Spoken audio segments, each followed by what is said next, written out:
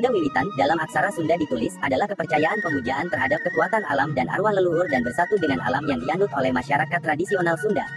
Satu akan tetapi ada sementara pihak yang berpendapat bahwa agama Sunda Wiwitan juga memiliki unsur monoteisme purba, yaitu di atas para pangersa dan hyang dalam panteonnya terdapat dewa tunggal tertinggi maha kuasa yang tak berwujud yang disebut Sang Hyang Kersa yang disamakan dengan Tuhan Yang Maha Esa. Penganut ajaran ini dapat ditemukan di beberapa desa di Provinsi Banten dan Jawa Barat, seperti di Kanekes, Lebak, Banten. Menurut penganutnya, Sunda Wiwitan merupakan kepercayaan yang dianut sejak lama oleh orang Sunda sebelum datangnya ajaran Hindu dan Islam.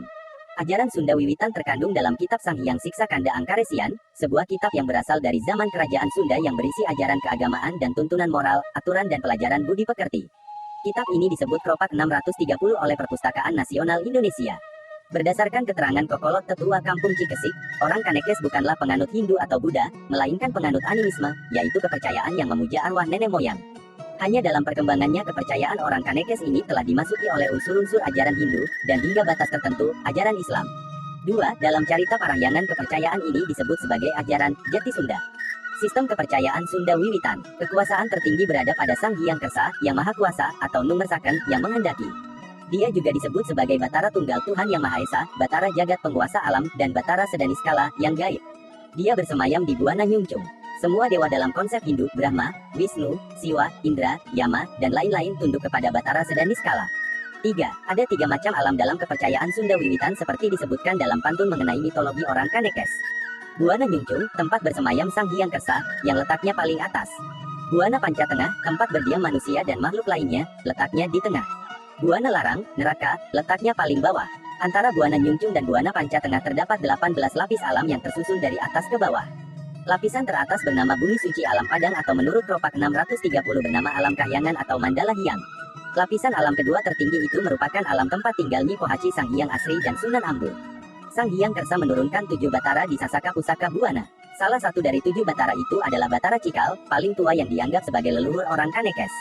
Keturunan lainnya merupakan batara-batara yang memerintah di berbagai wilayah lainnya di tanah Sunda. Pengertian menurunkan, batara ini bukan melahirkan tetapi mengadakan atau menciptakan. Filosofi Sunda Wiwitan, paham atau ajaran dari suatu agama senantiasa mengandung unsur-unsur yang tersurat dan yang tersirat. Unsur yang tersurat adalah apa yang secara jelas dinyatakan sebagai pola hidup yang harus dijalani, sedangkan yang tersirat adalah pemahaman yang komprehensif atas ajaran tersebut.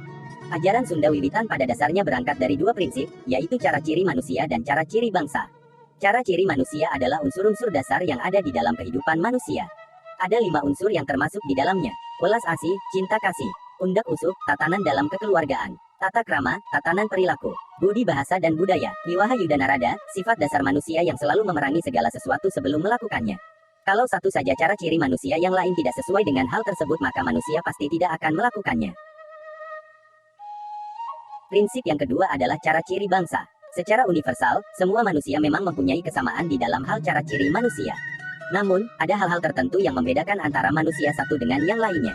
Dalam ajaran Sunda Wiwitan, perbedaan-perbedaan antar manusia tersebut didasarkan pada cara ciri bangsa yang terdiri dari rupa, adat, bahasa, aksara, budaya. Kedua prinsip ini tidak secara pasti tersurat di dalam kitab Sunda Wiwitan, yang bernama Siksa Kanda Angkaresian. Namun secara mendasar, manusia sebenarnya justru menjalani hidupnya dari apa yang tersirat.